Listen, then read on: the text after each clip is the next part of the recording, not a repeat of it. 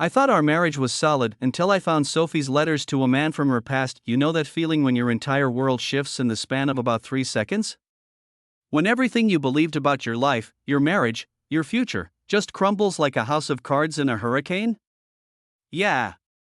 That was me, standing in our bedroom at 2:47 p.m. on a Tuesday, holding papers that weren't meant for my eyes. But before I dive into that nightmare, let me ask you something. Have you ever subscribed to a story that completely changed how you see relationships? Well, this is one of those stories. Hit that subscribe button, leave a comment about your own experiences, and let's dive into this together. Let me paint you a picture of who we were before everything fell apart. Sophie and I, we'd been married for 8 years. 8 good years, or so I thought. We had our routine down pat: coffee together every morning before work, date nights on Fridays, family barbecues with her parents every other Sunday. She was the organized one, I was the spontaneous one. She planned our vacations down to the minute. I suggested we take random weekend trips to nowhere in particular. The thing about Sophie is, she's always been responsible. Even when we were dating, she had this 5-year plan, this 10-year plan. She knew exactly what she wanted and when she wanted it. Me? I was just happy to be along for the ride. Still am, honestly. I work in construction, nothing fancy, but it pays the bills and lets me work with my hands. Sophie's an accountant at a mid-sized firm downtown. She leaves the house every morning at 7:45 sharp, comes home at 6:15. Like clockwork. That Tuesday, though, she'd called in sick. Said she had a migraine and needed to sleep it off. I'd forgotten my lunch at home and decided to swing by during my break. Used my key, called out, "Honey, I'm home," like some sitcom husband, expecting to find her curled up in bed with a cold compress over her eyes. The house was empty, and now, maybe she'd gone to the pharmacy. Maybe she'd gone to the doctor. Maybe a dozen innocent explanations. But something in my gut, something twisted tight and ugly, told me to look around. Her purse was gone. Her car keys were gone. But her laptop was open on the kitchen table, and the screen was still lit up. I shouldn't have looked. I know that now. I knew it then, too. But when you've been married to someone for 8 years, when you trust them completely, when they tell you they're homesick and they're clearly not, well, your brain starts filling in blanks you never wanted to think about. The email tab was open.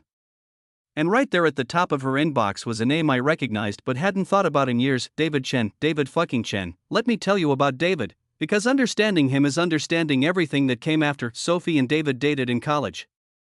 Serious relationship, the kind where you talk about moving in together, about meeting each other's parents, about what you'll name your kids someday. They were together for 3 years, and from what Sophie told me early in our relationship, it ended badly. Really badly. The way she'd explained it, David had been controlling, jealous. The kind of guy who'd show up at her dorm uninvited, who'd go through her phone, who'd make her feel guilty for spending time with friends. Classic red flags that she'd been too young to recognize at the time. I learned what I didn't want in a relationship from David. She'd told me once, lying in bed after we'd been dating for about 6 months. He made me realize that love shouldn't feel like walking on eggshells. So when I saw his name in her inbox, my first thought wasn't infidelity. It was concern. Why would she be in contact with someone who treated her like that? I clicked on the email. Sophie, I meant what I said yesterday. The promise still stands, and I think you know what needs to happen next. Meet me Thursday at our old place. We need to finish what we started all those years ago. You know I'm right about this. You've always known. My hands started shaking. I scrolled down to see Sophie's response, sent that morning: David, I can't keep doing this. Michael doesn't know, and I want to keep it that way. But you're right, we made a promise, and I've been running from it for too long. Thursday at 2 p.m. But this has to be the last time. Have you ever had one of those moments where your body just reacts before your brain catches up? My chest got tight. My stomach dropped like I was on a roller coaster. My mouth went dry, and I could taste copper, that metallic taste you get when you're about to throw up or pass out, or both. I sat down hard in one of our kitchen chairs, the same chairs where we'd eaten breakfast that morning, where she'd kissed me goodbye and told me she loved me and said she hoped her headache would go away soon. Michael doesn't know. We made a promise. This has to be the last time. Which meant there had been other times. Which meant, what? That my wife had been meeting her ex-boyfriend behind my back? That she'd been lying to me about being sick to go see him. I scrolled through more emails. There weren't many, maybe a dozen over the past 2 months. But they painted a picture that made my blood run cold. References to what we agreed on in college. Mentions of settling old debts. And in one particularly brutal exchange from 3 weeks earlier, David, you married him because he was safe. Because he was the opposite of me. But you know as well as I do that safe isn't the same as right, Sophie. Don't do this. Michael is a good man, David. I'm not saying he isn't. I'm saying you settled. And you know it. I had to stop reading. I literally had to get up from the table and walk away because I felt like I was going to be sick. The thing about betrayal, real betrayal, not the kind you see in movies, is that it doesn't hit you all at once. It's like a slow poison. First you feel the shock, the disbelief. Then comes the hurt, sharp and clean like a knife between your ribs. Then the anger, hot and consuming and completely overwhelming, but underneath all of that, there's something worse. There's the doubt. The voice in your head that whispers, maybe he's right. Maybe she did settle. Maybe you're not enough. I'd always known Sophie was out of my league. She's beautiful, sure, but it's more than that.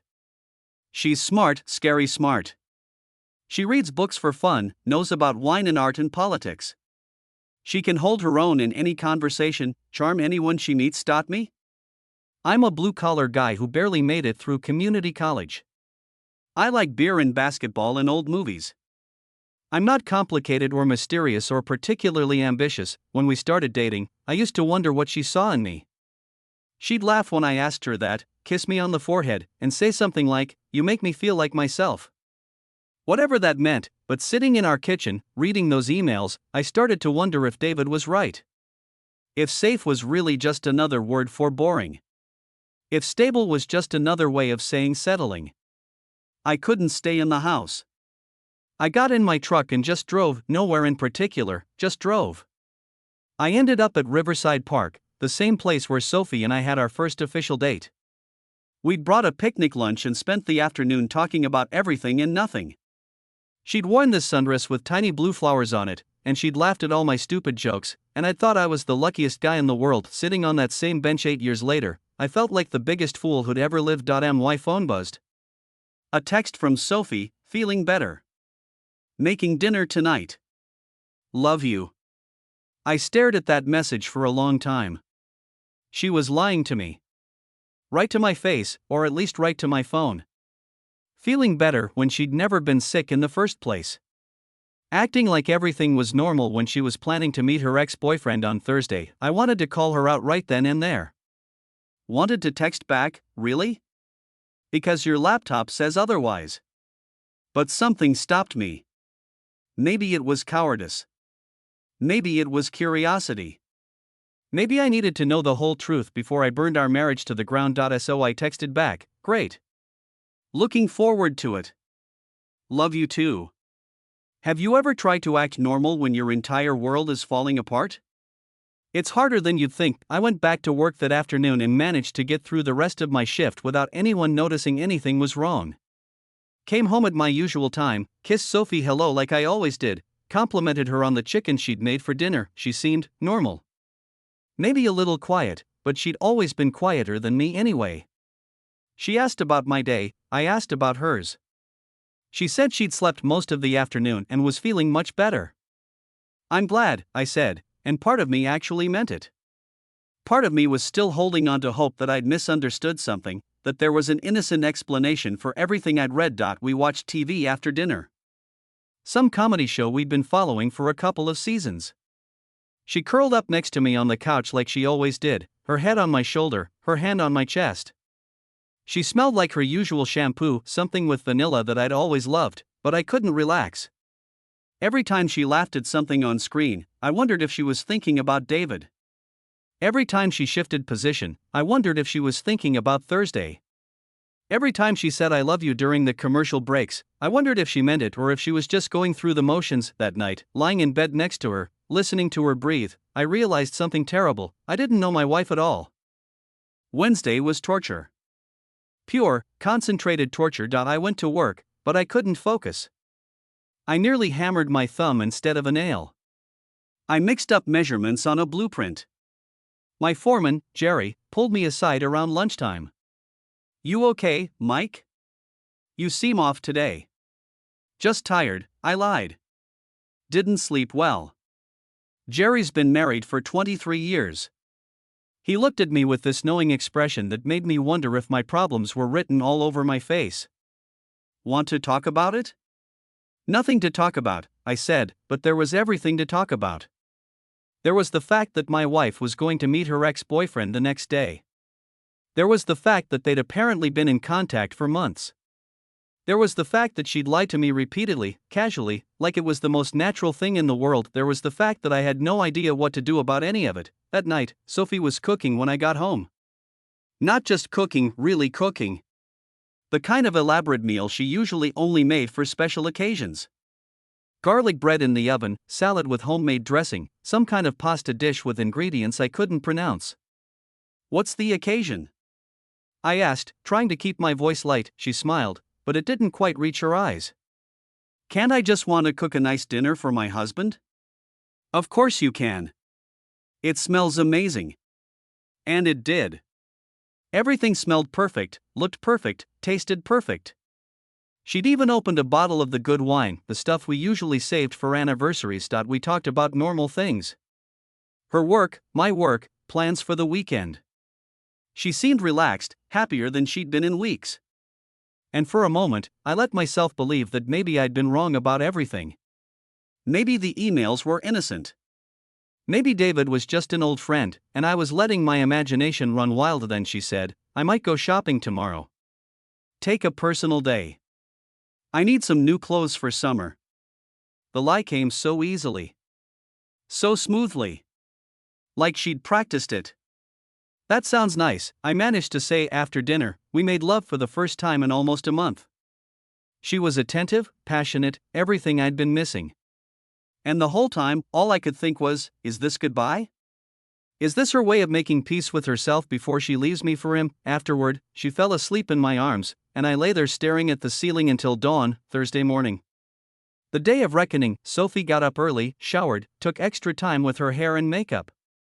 She put on a dress I'd never seen before, something fitted and elegant that showed off her figure. She looked beautiful. She always looked beautiful, but this was different. This was intentional. "I thought you were going shopping," I said. "I am. But I have a quick errand first. Coffee with an old friend from college who's in town." Another lie. So casual, so effortless. "Have fun," I said, and kissed her goodbye like I had every morning for 8 years, but this time, instead of going to work, I called in sick. Told Jerry I had the flu and wouldn't be in. Then I sat in my truck across the street from our house and waited. She left at 1:30. I followed her. I've never tailed anyone before. It's harder than it looks in movies. You have to stay far enough back that they don't notice you, but close enough that you don't lose them. My heart was pounding the entire time. Sophie drove across town to a part of the city I didn't know well. Older buildings, narrow streets, the kind of neighborhood where college kids used to hang out back in the day. She parked in front of a small cafe called The Grind, one of those hipster places with mismatched furniture and local art on the walls. I parked half a block away and watched. At exactly 2 p.m., a man walked up to the cafe. Even from a distance, I recognized him. David Chen looked exactly like I'd expected. Tall, well-dressed, the kind of guy who looked like he belonged in a boardroom or a country club. The kind of guy who could give Sophie the sophisticated life she deserved. They hugged when they saw each other. Not a quick, friendly hug, a long, lingering embrace that made me grip my steering wheel so hard my knuckles went white. Then they went inside. I sat in that truck for 2 hours. 2 hours of imagining every possible scenario. Were they planning to run away together? Was she going to come home tonight and ask for a divorce? Were they talking about me right now, about what a boring, simple man I was? By the time they came out, I was ready to drive home and start packing my things. I was ready to make it easy for both of us, but then I saw Sophie's face. She wasn't glowing with love or excitement. She wasn't smiling or laughing. She looked relieved. Exhausted. Like someone who just finished a difficult, unpleasant task. They hugged again, but this time it was different. This time it looked like goodbye. David got in his car and drove away. Sophie stood on the sidewalk for a long moment, checking her phone, adjusting her purse. Then she got in her car and headed home. I waited 10 minutes before following. When I got home, Sophie was in the kitchen making tea. She'd changed out of the dress and into jeans and an old sweater. Her hair was in a messy bun, and she'd washed off most of her makeup. "How was shopping?" I asked. "I didn't end up buying anything," she said without looking at me. "How was work?" It was work. We stood there in uncomfortable silence for a moment. Then Sophie said, "Michael, we need to talk." My stomach dropped. Here it comes, I thought. Here's where she tells me she's leaving. "Okay," I said. She sat down at the kitchen table and gestured for me to do the same. Her hands were shaking slightly as she wrapped them around her tea mug. "I haven't been completely honest with you about something," she said. "Okay," I said again. She took a deep breath. "Do you remember when I told you about David? About why we broke up?" I nodded. "I didn't tell you everything. It's not that I was lying, exactly, but I left out some important details." She was quiet for a long moment, gathering her thoughts. "David and I didn't just break up because he was controlling. We broke up because I was pregnant." The world went silent. I could hear my heartbeat in my ears. I was 21. Scared. We were both broke college students with no idea how to raise a child. David wanted me to have an abortion. I wanted to keep the baby. We fought about it constantly. The relationship became toxic not because David was inherently a bad person, but because we were both terrified in handling it badly. She wiped tears from her eyes. In the end, I had a miscarriage. 12 weeks. Natural causes, nothing anyone did wrong, but it destroyed us. David blamed himself. I blamed myself. We blamed each other. We made this promise that we'd never talk about it again, never contact each other, never tell anyone what happened. We just wanted to pretend it never existed. I reached across the table and took her hand. "But it did exist," she continued. "For 12 weeks, we were going to be parents together. And even after all these years, even after I met you and fell in love and built this life, there was this part of me that felt like I'd left something unfinished." "The emails," I said quietly. She looked at me sharply. "You read them?" "I found them by accident. Your laptop was open when I came home Tuesday." She closed her eyes. "I should have told you. I know I should have told you. But I didn't know how to explain it without sounding like I was still hung up on him, which I'm not. I swear to you, Michael, I am not." "Then why the meetings? Why all the secrecy?" "Because David's getting married. Next month. And he called me a few months ago, saying he couldn't go through with it until we talked about what happened. Until we forgave each other, I guess. Forgave ourselves." She squeezed my hand. "I met with him because I needed closure too. I needed to finally let go of the guilt I've been carrying around for 15 years. But I also met with him because I wanted to make sure he understood that the promise we made back then to never talk about it included never talking about it to our respective spouses." "You were protecting me?" "I was protecting us. I was protecting our marriage. Because I knew that if I told you about the baby, you'd wonder if I still had feelings for David. And if I told you about the meetings, you'd wonder if I was cheating on you. And none of that would have been fair because none of it is true." We talked until almost midnight that night. Really talked, for the first time in months. Maybe years. Sophie told me about the guilt she'd carried, about the dreams she still sometimes had about a child who never was.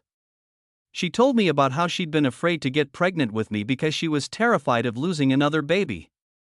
She told me about how David's reappearance in her life had forced her to confront feelings she'd been avoiding for over a decade. I told her about finding the emails, about following her, about the terrible thoughts that had been consuming me for 3 days. I told her about feeling like I wasn't enough for her, about being afraid that she'd married me because I was safe instead of because she loved me. "Michael," she said, taking my face in her hands, "I didn't marry you because you were safe. I married you because you were home.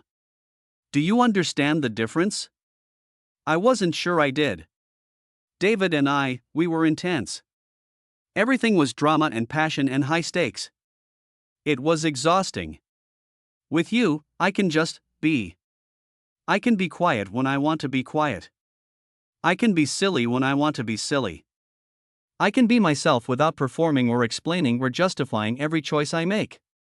She kissed me softly. You make me feel peaceful. And peace isn't settling, Michael. Peace is everything. It's been 6 months since that conversation. 6 months since Sophie told me about David, about the baby, about the promises they made and the closure they finally found. Things between us are different now. Better, in some ways. We talk more openly about difficult things. Sophie is seeing a therapist to work through some of the guilt she's been carrying. I've been trying to understand that love doesn't always look like the movies. Sometimes it looks like comfort and trust in choosing each other every day, even when it's not particularly exciting, but I'd be lying if I said everything was completely back to normal. There are still moments when I catch her staring off into space and wonder what she's thinking about. There are still nights when I lie awake wondering if there are other secrets, other parts of her past that I don't know about. Trust, it turns out, is fragile. Even when you understand why it was broken, even when you forgive the person who broke it, putting it back together takes time. Some days I feel like we're stronger than we've ever been. Other days, I feel like we're walking on eggshells, being extra careful not to hurt each other again, but we're trying. Both of us. And maybe that's enough. Maybe that's what real love looks like, not the passionate, consuming kind you see in movies, but the quiet, steady kind that survives secrets and misunderstandings and the complicated messiness of real life. Sophie got a text last week. David's wedding invitation. She showed it to me immediately, and we talked about whether she should go. In the end, she decided to send a card instead. That chapter is closed now, she said. For both of us. And I believe her.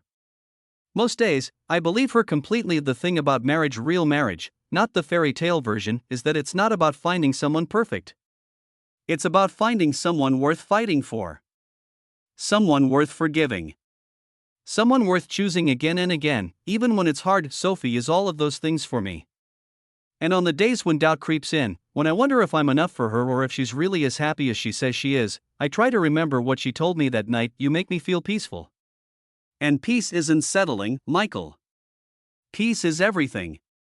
So here's my question for you. Have you ever discovered something about your partner that completely changed how you saw your relationship? Have you ever had to choose between protecting yourself and protecting your marriage? How did you find your way back to trust? Leave your stories in the comments below. Sometimes the best healing comes from knowing you're not alone in your struggles, and if this story resonated with you, subscribe to hear more real-life stories about love, loss, and the complicated beauty of human relationships. Because we're all just trying to figure it out as we go along. Thanks for listening. Thanks for being here. And remember, sometimes the love that lasts isn't the love that burns brightest. Sometimes it's the love that feels like coming home.